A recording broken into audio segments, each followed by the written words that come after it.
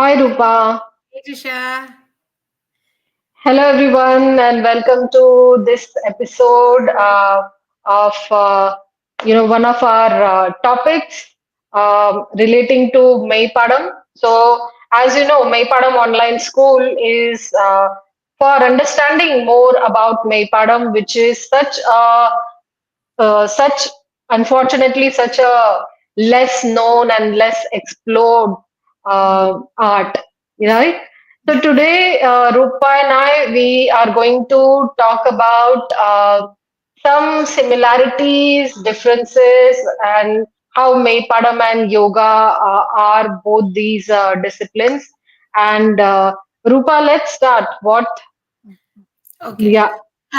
Okay. So for me, as I look at it, the one key difference, let me put it out there, is the reasons why you do yoga and the reason why you would do Maipadam.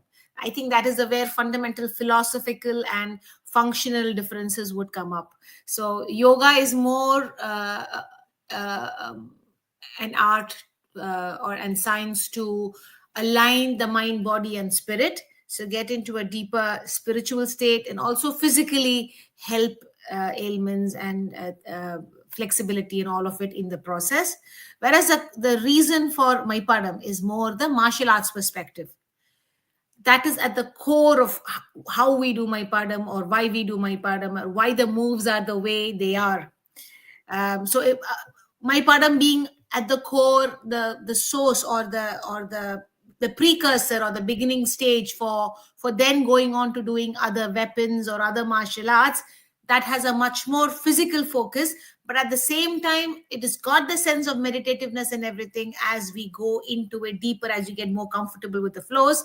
But that is at the core of it, martial arts, and here it is just the mental spiritual health. So that is at the core. But like you say, there are loads of similarities and very few differences to actually Mm. talk about. But you are a yoga teacher and you will have a better perspective.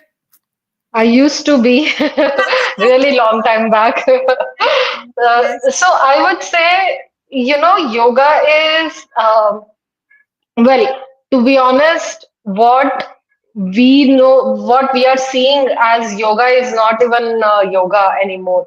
So the authentic, the Sanatan, the hardcore yoga, I will say, was, basically spirituality through understanding more about your body and mind, which sometimes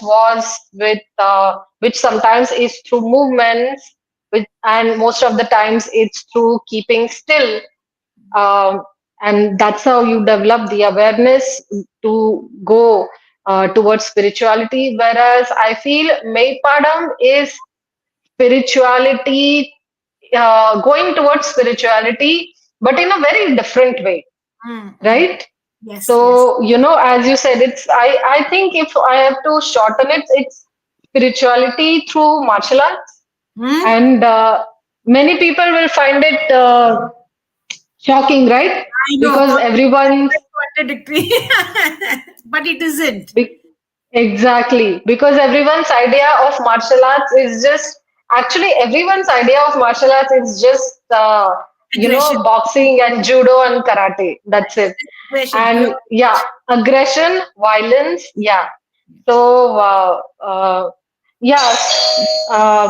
Okay, just a minute, there is a doorbell, I have sure. to check. Yeah, yeah, Yeah, carry on. yeah. So yeah, meanwhile, so like she says, it's a very misunderstood concept of martial arts. That it is all about violence, aggression. It is about knowing your strength and respecting your opponent. That is at the heart of martial arts. Knowing yourself and respecting your opponent and being sensible and using it for the right purpose, not just to Hmm. knock somebody's wits out. That's the general understanding of my of martial arts, which is so skewed.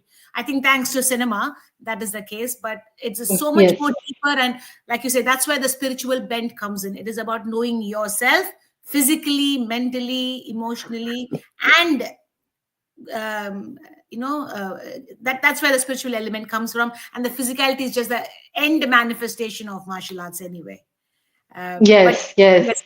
yes, you were saying something. And Actually, as people think, the big misunderstanding people have about martial arts is that it's aggressive and it's about violence. Yoga actually also helps you to understand the violence within yourself, right? So this is so it's like there is such a similarity, but people they don't realize this. They think yoga is all love and light, which No. it's not, and martial arts is all violence, which it's not. Correct. So that's very interesting. Yeah, Yes. yeah. But there's one thing that I've seen sort of where they cross over, I think, yoga and Maipadam is, if you see the, again, like you say, the authentic yoga rarely exists these days. It's all modifications and repackaged yoga that is more commonly available. And among that, you have the vinyasa yoga, which is flow yoga, as some people know it as, which sort of, I think, comes close to being my pardon in some ways because of the dynamism of the flow of the form and going in and out. It sort of, I feel, resembles my pardon the closest from all of general understanding of yoga. It does, but actually it comes closest to Tarai Padam. Yeah. So That's, I yeah. think, So many then people do not realize or know much about. yeah, yeah. So those of you who don't know what Tarai Padam is the exercises, movements that we do on the floor. So and it's again Tarai Padam itself has hundreds of movements, just like Meipadam has thousands of them. So yeah, that's the thing. But I think the most important part, because when it is about yoga, everyone thinks of flexibility.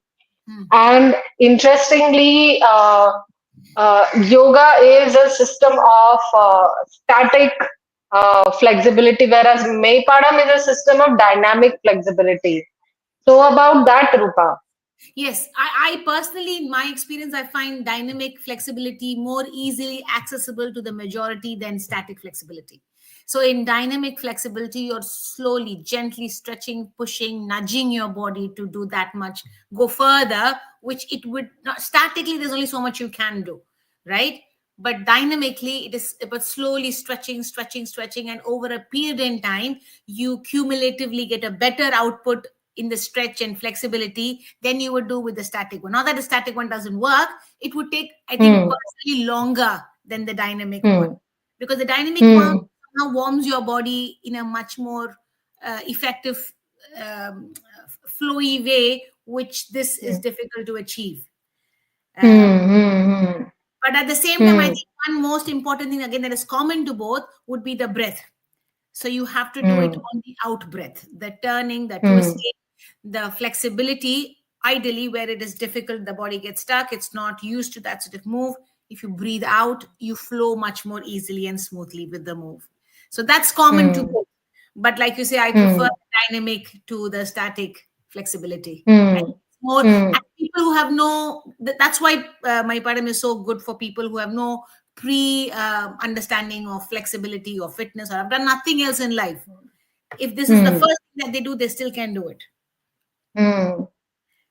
So, So I have observed two things. First thing is that, yes, as you said, I have seen um, people getting flexible faster with Meipadam. Second thing is that and it's like it has been my experience, and it's not necessary that everyone can have the same experience, but this has been my experience, and this has been the experience of quite a few students. So especially uh, we I have observed is that yoga involves holding a pose. So if you are talking about the hardcore hatha yoga, mm, okay, so mm, it involves holding a, posture, right? mm, mm, mm, Um, and me, along with a lot of my students, I have who have expressed this is that when they are mentally more disturbed, or when they have been through something traumatic in their life, it becomes hard to hold the posture. Mm, Whereas Meipadam, since you are moving continuously, mm. it becomes easier to connect with the body. Now, again, this is not, again, I hope you understand that this is not, we are not talking about what is better and what is No, worse. We are no. trying to understand the two disciplines, right? Yeah. What do you think? Yeah, I am with you on that, and that's where the dynamic nature of my pardon really comes through, because it nudges the body into releasing whatever it has to release, or easing into the stress and tension. Whereas, and even in that movement, once you get into the flow of the movement over a period in time, you achieve a stillness which is very similar to yoga's. So the Mm, stillness that mm, you're mm, getting with moving and holding posture, the same stillness you can also feel and get in the movement at the core of the mm, movement. It's like being in the eye of the storm, sort of feel.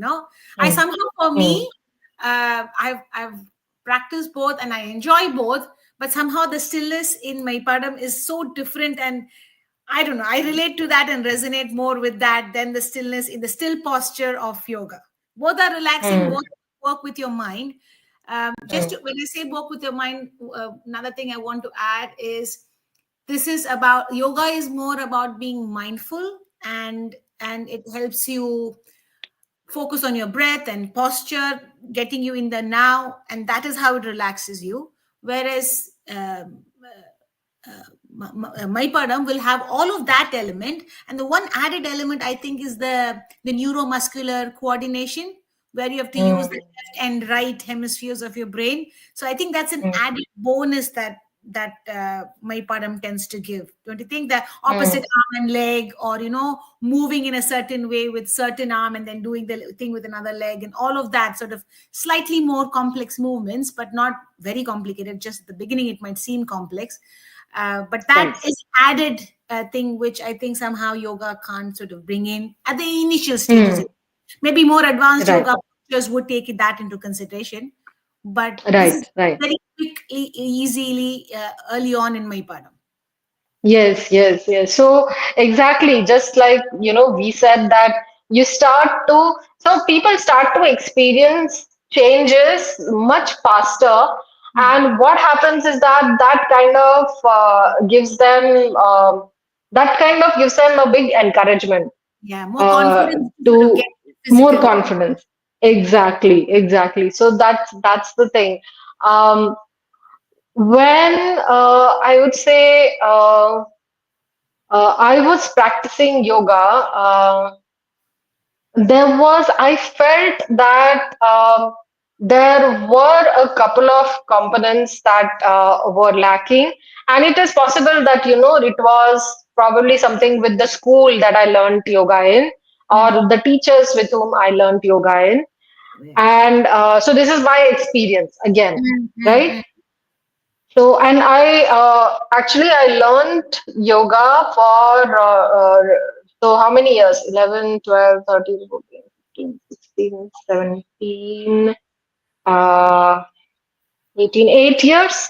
8 years, and out of that, I was teaching for 15, 16, 17, 4 years. I taught for 4 years, mm, right? mm, So, I felt that the cardiovascular endurance was kind of more, um, I mean, it was faster, it came faster with mm, Meipadam.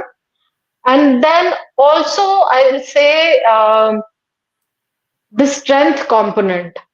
But that is maybe because of martial arts. mm, I feel much stronger than I ever was. And mm, at that time, of course, I was much younger, mm, but mm. I feel a lot more stronger at this stage. Yeah, Yeah, right, like you rightly said, it is a martial art component, likely. But I then again, yoga in the more advanced poses where you do headstands and more yeah, advanced poses, I think you would build up strength eventually, but that comes at correct. a latter stage. Whereas in my padam, I think Yes, too many elements that come early on and more quickly, giving you yes, the confidence that we were talking about. So the person yes, yes. generally feels more energetic and stronger Yes. with a shorter time of Maipadam than they would do with yoga. Correct, correct, exactly. What do you think about injuries? Like how do these two disciplines help with help someone who is injured? So for rehab and recovery healing. Um, Again, both would be quite effective in terms of rehabilitation from injuries.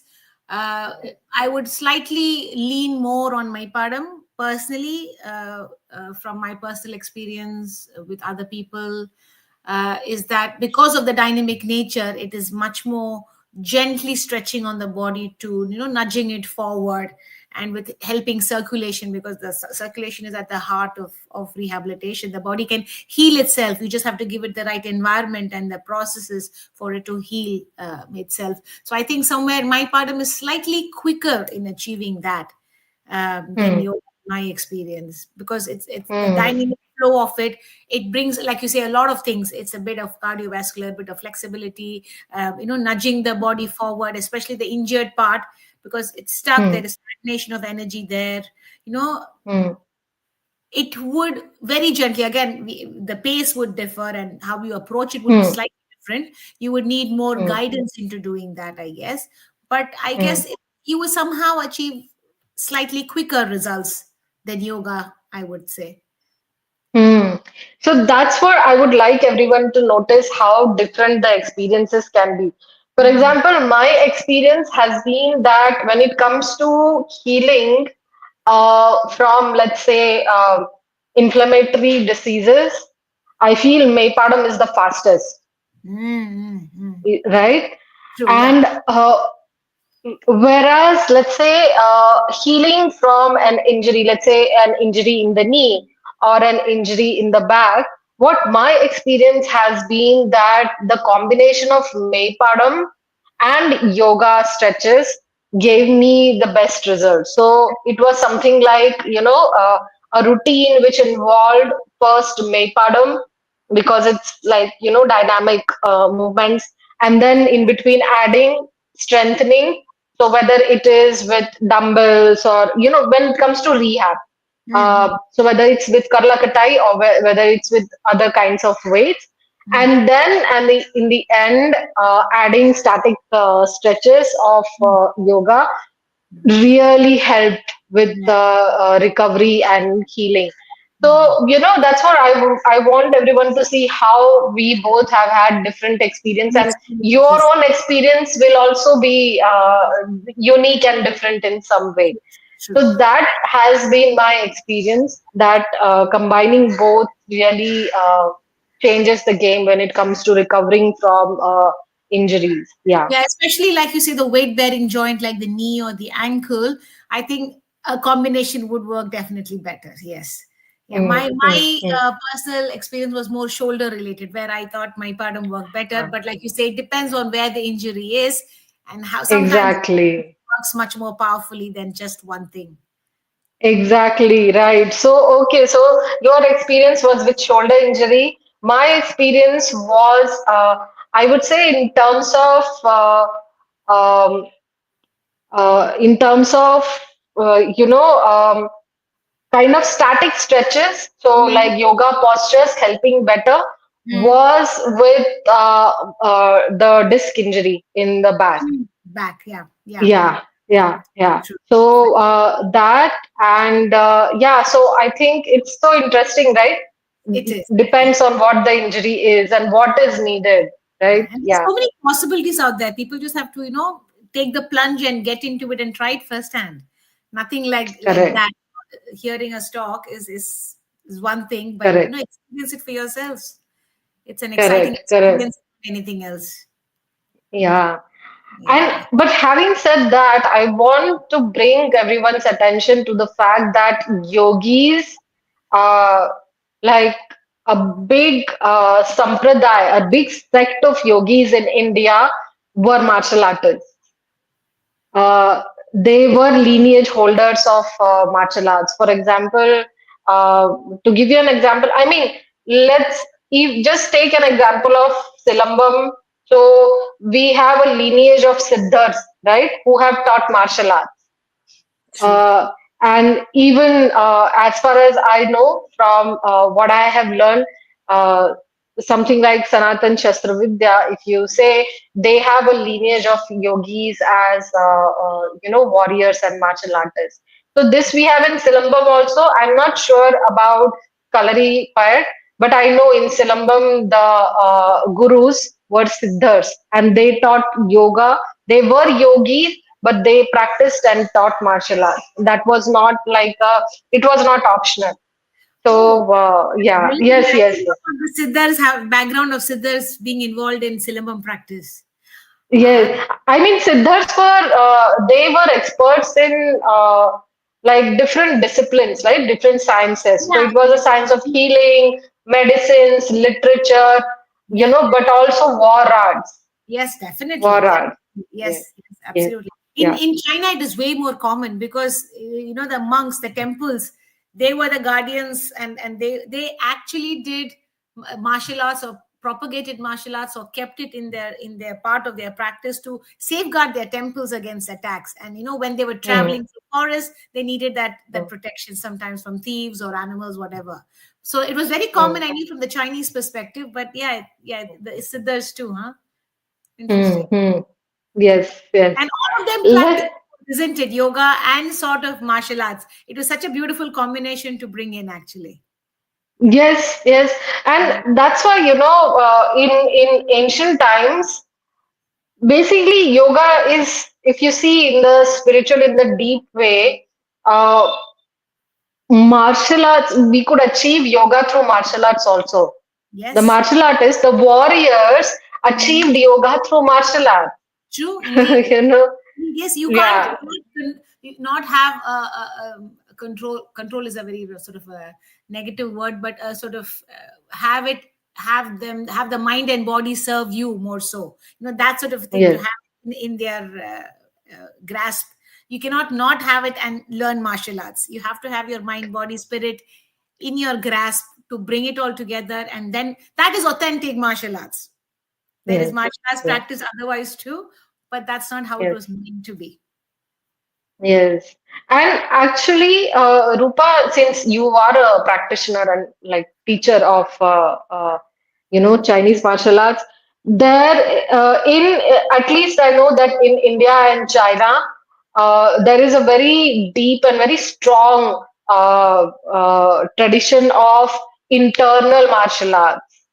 you Hmm. know uh, Yes, yes, it's not that external martial arts are absent, but the tradition of internal martial arts is very very strong, which yes, is you probably won't get to see in other parts of the world. And that's what people don't realize, that the power of internal martial arts, yes. And the and actual how power lies in similar the internals. Yes, it is not on the and how external. exactly, and how similar internal martial arts, the way internal martial arts works uh, uh, to for your spiritual growth is very similar to yoga, right? Absolutely, absolutely. Very well said. Indeed, indeed.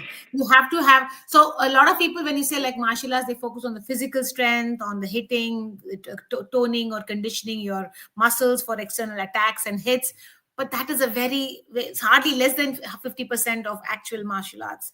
The actual power and strength, effortless power and strength, come from manipulating your internals, your internal chi, your internal prana, your internal energy. That is what actually gives the power. And of course, the body mechanics and the alignments and all of that play a role, undoubtedly. But the physicality is less than half or just half the part of martial arts. So the other half, like you say, has to be attained through yoga like things, meditation. In Chinese, they do qigong, which is holding Yeah, postures, meditative postures, or doing it very slowly. So there is a very strong spiritual element, and being the monks being the placeholders for it, you cannot not have a spiritual element in it. exactly. And as far as I know, in Silambam, in Kalari, and even in Chinese martial arts, at least in Kung Fu, there are three pillars, right? One is the physical, the physicality. Then there is the medicine, the healing, and Mm. then there is the meditation part, which is also very strong, right? absolutely, absolutely. So, yeah. So, martial arts is not devoid of spirituality like yoga. It's at the heart of it. Not very apparent, Exactly. apparent maybe, but it is at the heart of it. And this is traditional practice at the end of the day. They knew what they were doing. Yes, They had yes, thousands yeah, of years to hone it and fine tune it, and they did yes, fantastically. And we fortunately get the benefit of it. yeah, yeah, yeah. Yeah. Right. We have some comments. Let's see what they are. Jyoti is there. Jyoti is saying, absolutely, I agree. Being a yoga teacher and now a Meipadam coach, both are meditative and leads you to a spiritual life. Correct. The coordination of both sides is a challenge in Meipadam and requires more focus as it's dynamic too. Whereas in yoga, we have the time to flex the body, give it time to get to the final posture. Okay, that's what Jyoti is saying. Yeah, yeah, right. So yes, anything else, Rupa? Anything more about I on think this we topic? covered it all. To just summarize it, I think there are more similarities between yoga and Maipadam than differences. The differences are just more philosophical or appearing differences. But at the core, there are more similarities than differences, is what I think. Right, right. I agree with you. Yeah. So yes, I hope everyone watching this found this useful and do give Meipadam a try. It's a beautiful discipline, and check. You can check in the description if you would like to learn either with Rupa or me. Check and write to us and start learning Meipadam. Yeah, yeah. Okay, so then nice. We kept it. It's like under 30 minutes, and that was a good discussion. Yes. Yeah, and Jyoti is saying they are complimenting. Yes, correct. Yes, I agree with you, Jyoti. Okay, then. So we'll see you soon. Next time with The uh, Maipadam class, some of other. course.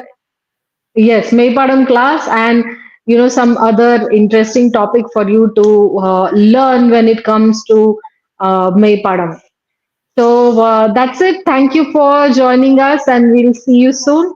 Thanks, Yes. Rupa. Thanks. Thanks, Trisha, and Okay. thanks everyone for joining. Take care. Bye. Bye. Bye.